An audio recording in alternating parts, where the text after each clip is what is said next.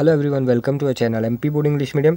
आज के इस वीडियो में मैं आप लोगों को बताने वाला हूँ कुछ ऐसी मिस्टेक्स जो कि आप अभी कभी के टाइम पे कर रहे हैं और जो कि आपको नहीं करना चाहिए, जो आपके रिजल्ट्स को काफ़ी ज़्यादा अफेक्ट कर रही है। अगर आप इन मिस्टेक्स को करना छोड़ देते तो डेफिनेटली आपका जो स्कोर है, जो आपकी पढ़ाई है, वो काफ़ी सुधर जाएगी। और यही मिस्टेक्स होती है जिनके के कारण एक अच्छा पढ़ने वाला बच्चा डाउन आ जाता है और जो कम पढ़ रहा होता है बच्चा, वो भी इस टाइम से ऊपर उठना चालू हो जाता है और उसका रिजल्ट सुधर जाता है। तो इन मिस्टेक्स को अगर आप ना करो तो आप, मेरी गारंटी है कि आपका रिजल्ट बिल्कुल अच्छा आएगा, बहुत बढ़िया रिजल्ट आएगा इसका। पर आपको ये मिस्टेक्स को दोहराना नहीं है। अगर आप कर रहे हो तो प्लीज़ आज से इन मिस्टेक्स को करना छोड़ देना। आई एम सॉरी, वीडियो थोड़ा लंबा हो सकता है, प्लीज़ इसको एंड तक देखो, क्योंकि इसके बाद शायद आप मोटिवेट भी हो जाओ और आपको आपकी गलतियाँ भी समझ में आ जाए कि कहाँ हम टाइम को वेस्ट कर रहे हैं और क्या क्या हमारी मिस्टेक्स हो रही है। तो वीडियो को एंड तक ज़रूर देखना।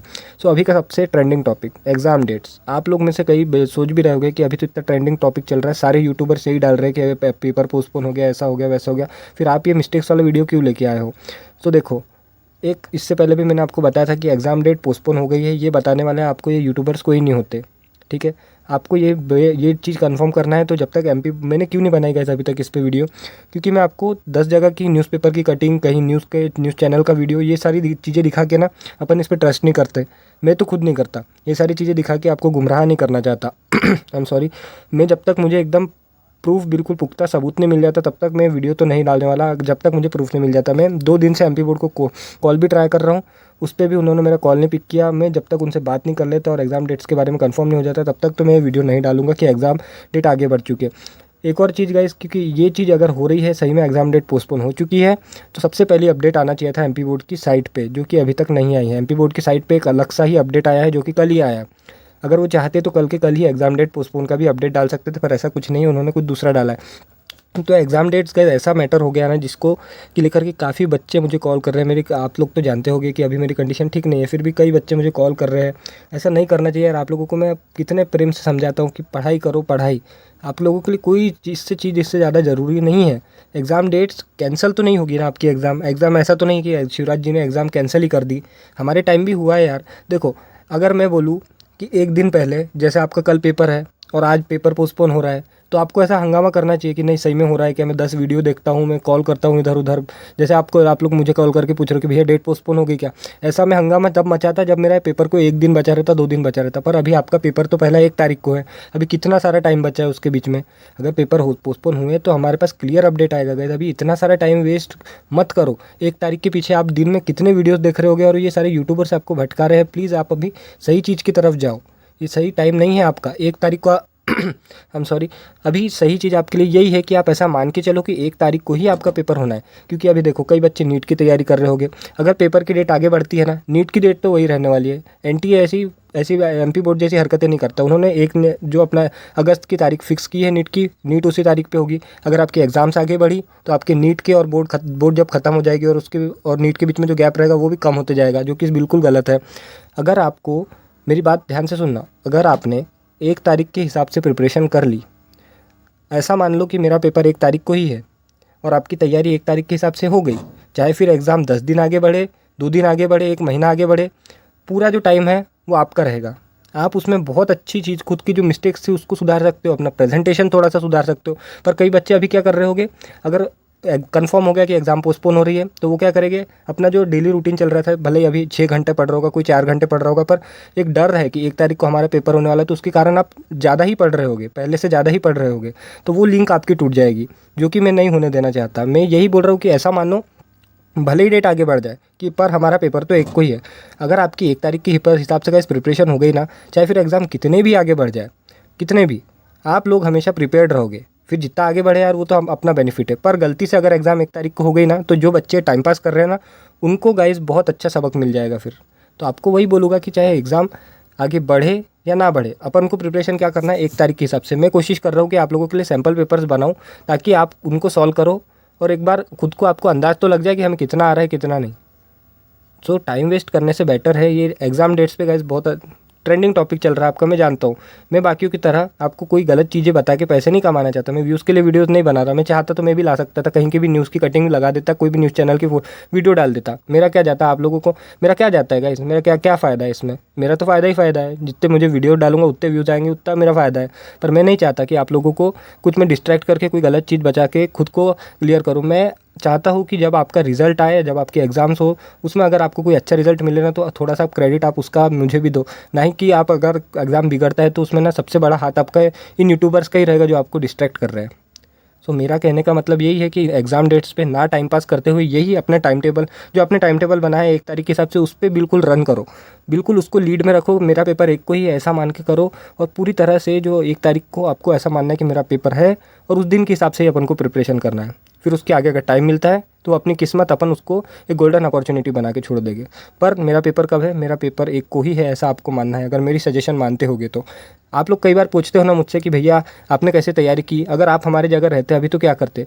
मैं खुद की तारीफ़ तो नहीं करूँगा पर इतना तो बता देता हूँ कि इतना मेरा दिमाग क्लियर था कि मेरा जो पेपर है वो पोस्टपोन होने वाला है, आगे नहीं बढ़ेगा, मतलब कैंसिल नहीं होने वाला, इतना तो मुझे क्लियर था। चाहे पेपर पोस्टपोन हो या ना हो, मुझे पढ़ना तो है, इतना मुझे क्लियर था। और फिर इसके कारण ना मैं इन सारी चीज़ों पे टाइम वेस्ट नहीं करता था।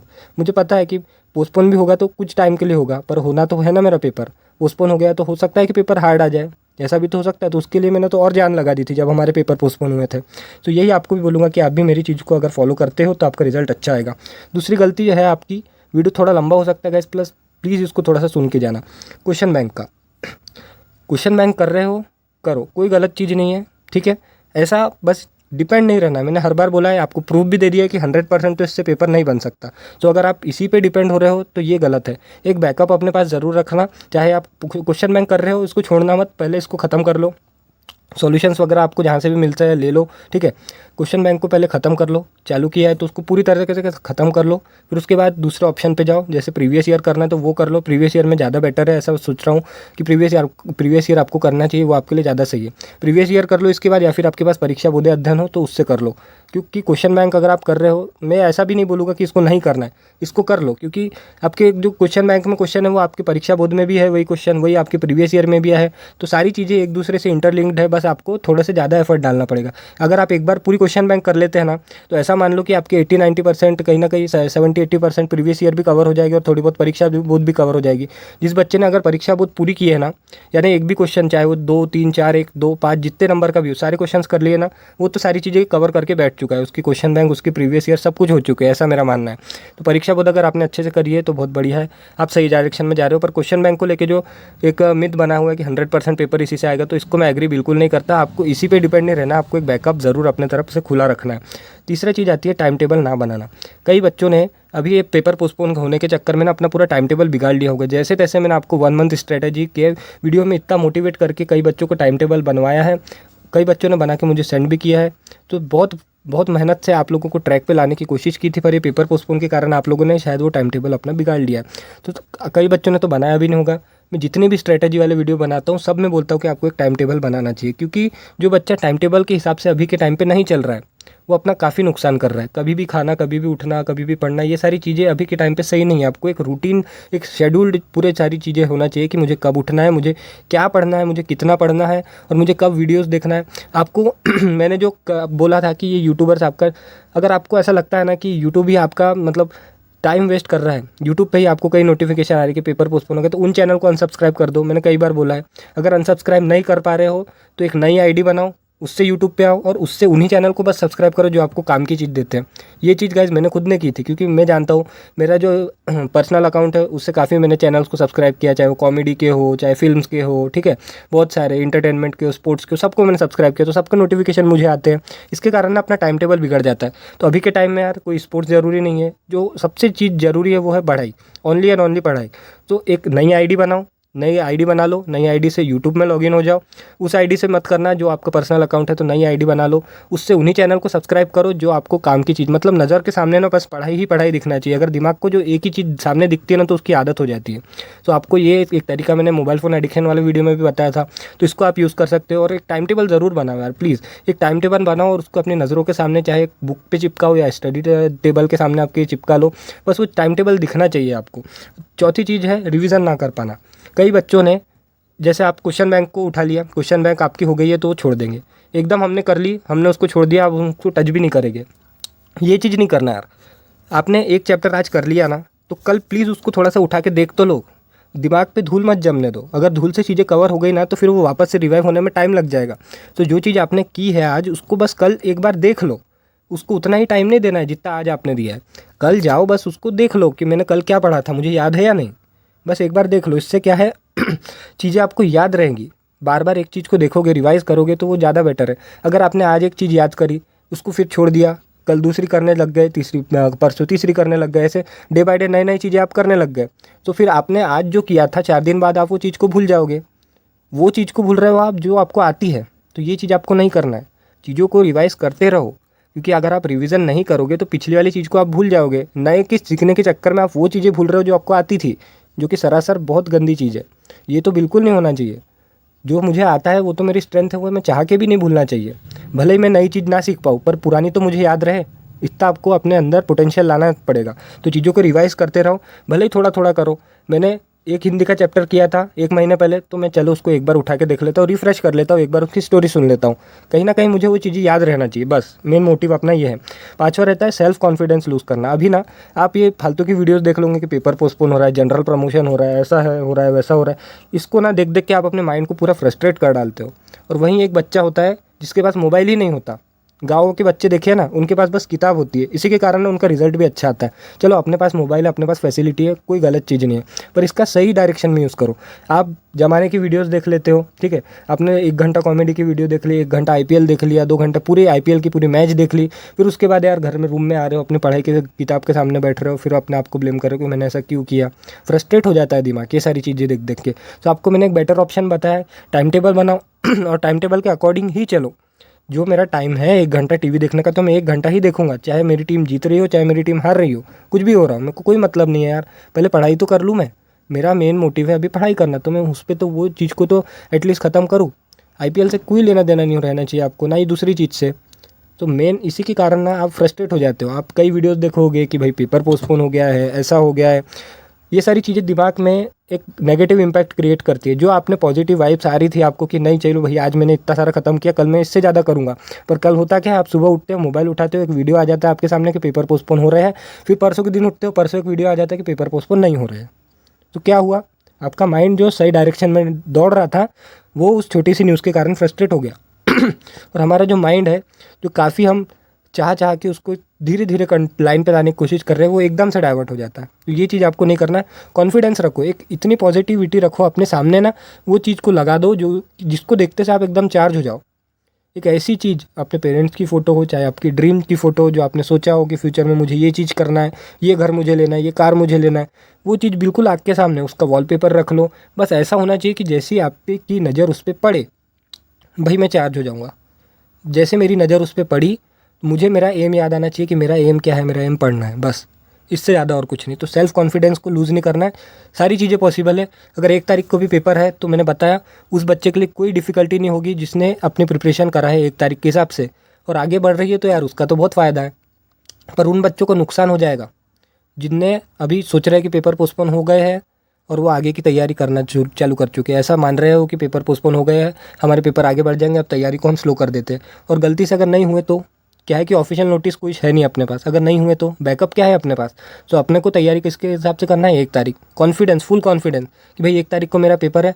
हमारे पास तो कॉन्फिडेंस है भाई कि 1 तारीख के हिसाब से मैं प्रिपेयर्ड हूँ, चाहे तो 1 साल बाद क्यों ना ले ले मेरी एग्ज़ाम, मैं तो प्रिपेयर्ड हूँ भाई, क्योंकि मैं तो अभी के लिए प्रिपेयर्ड था। तो 1-2 महीने आगे बढ़ा देगा तो मेरा क्या जाता है। ऐसा आपको कॉन्फिडेंस लाना चाहिए, सेल्फ कॉन्फिडेंस बिल्कुल लूज़ नहीं करना है। छठी चीज़ आती है ग्रुप स्टडी। ये टाइम पे मैंने भी किया था ये गलती। आपके फ्रेंड्स बोलते होंगे चल यार तू मेरे घर पे आ जा, फिर मैं तेरे घर पे आ जाता हूँ, अपन ग्रुप स्टडी करते हैं। ग्रुप स्टडी ना बहुत बेकार चीज़ होती है। अगर सामने वाला पढ़ने वाला हो, आप भी पढ़ने वाले हो, तो ही ये सही है। मैं तो बोलता हूँ तब भी सही नहीं है। पर अगर आपको कॉन्फिडेंस है कि नहीं भाई हम दोनों हैं तो हम पढ़ाई ही करेंगे, तो ही आप ग्रुप स्टडी करो।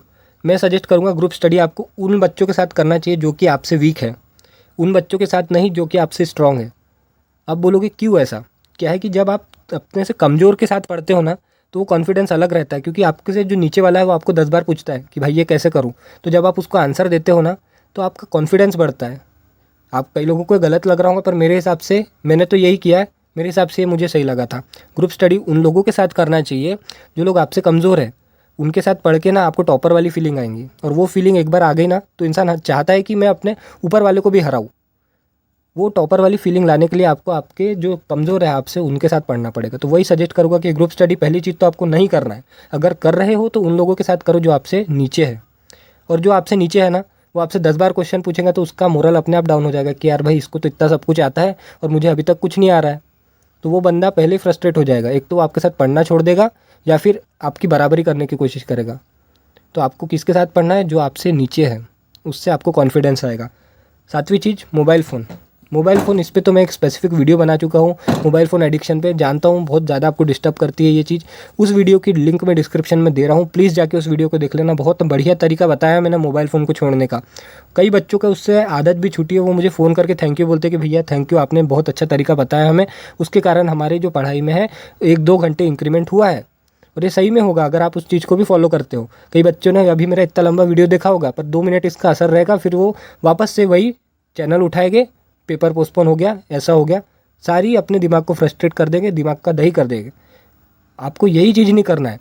अपने आप को एक क्लियर रोड पे दौड़ाओ कि नहीं भाई बस पेपर है, पोस्टपोन हो गए तो होने दो ना, पोस्टपोन हो गए, कैंसिल नहीं हो गए, कभी ना कभी तो मेरे को पेपर देना ही है, उसके लिए मुझे पढ़ना है। तो मेन अपनी चीज़ यही है कि मुझे पढ़ना है। दुनिया जाए भाड़ में, मेरे को कोई परवाह नहीं है, मुझे पढ़ना है बस, दैट्स इट। तो ये गलती आपको नहीं करना है। सातवीं, ये आठवीं, ये सबसे बड़ी गलती। यहीं से, यही जो टाइम बचा है अभी 15 दिन 20 दिन, यहीं से आपके दिमाग में ये कचरा भरा जाएगा। इससे एक red alert guys, red alert, बिल्कुल बिल्कुल। ये चीज़ तो जिसने आपको बोली तो दिमाग में सायरन बज जाना चाहिए कि नहीं भाई ये चीज़ गलत है, भागो यहाँ से। ये चीज़ ने मेरा भी रिजल्ट ख़राब किया है, वरना मैं अभी 90+ बना के बैठा रहता आप लोगों के सामने। इस चीज़ के कारण ही मेरा, इस पे भी मैंने वीडियो बनाया कि कैसे मेरा रिजल्ट ख़राब हुआ था छोटी सी गलती के कारण। और ये पेपर पोस्टपोन हुए थे उसी टाइम मैंने अभी गलती की थी। तो ये गलती तो आपको भूल के भी नहीं करना। आपको जिसने भी बोला कि भाई पेपर का जुगाड़ है अपने पास, तो दिमाग में सायरन बजा लेना कि भाई अपना यहाँ से नुकसान हो सकता है, इस पर तो नहीं पढ़ना है मुझे, भाग लो वहाँ से। और इतनी स्पीड में भागो कि वापस नहीं आना कभी।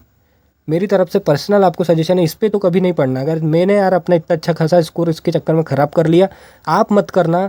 मैं आपको हमेशा एक बड़े भाई की तरह, एक फ्रेंड की तरह समझाने की कोशिश करता हूँ। अगर आप समझ पाते हो तो आपकी समझदारी, अगर नहीं समझ पाते हो तो आप भी मेरी तरह रिजल्ट ख़राब कर सकते हो अपना। सारी गलतियाँ मैंने भी की थी, इसीलिए मैं आपको बता रहा हूँ। मुझसे हुई है, मुझे एक्सपीरियंस है, तो मैं ये नहीं चाहता कि आपसे भी हो, इसलिए मैंने आपको सारी गलतियों को आपका एहसास करा दिया।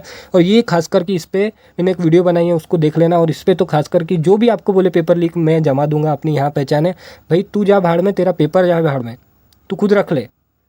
जो ऐसा कोई बोलता है ना, हाँ भाई लगा देना और अपनी तैयारी करना, एंड में ना क्या होता है मुझे पता है। तो ये चीज़ पे तो बिल्कुल मत पढ़ना। और जितने भी मैंने सजेशंस दी है, अगर आपको पसंद आई तो प्लीज़ वीडियो को लाइक करो और अपने फ्रेंड्स के साथ ज़रूर से शेयर करो। वीडियो लंबा हो गया होगा, पर आप लोगों को मैंने जितनी भी चीज़ें बताई ना, एक सही सजेशन देने की कोशिश की है। अब आगे आपकी मर्ज़ी है कि आप इसको फॉलो करते हैं या इसको भूल के वही आपकी जो डेली रूटीन चल रही है उसको फॉलो करते हैं। तो सही चीज़ बताना मेरा काम है। अगर वीडियो अच्छा लगा हो तो लाइक कर दो। Thank you for watching the video. मिलते हैं आपसे नेक्स्ट वीडियो में।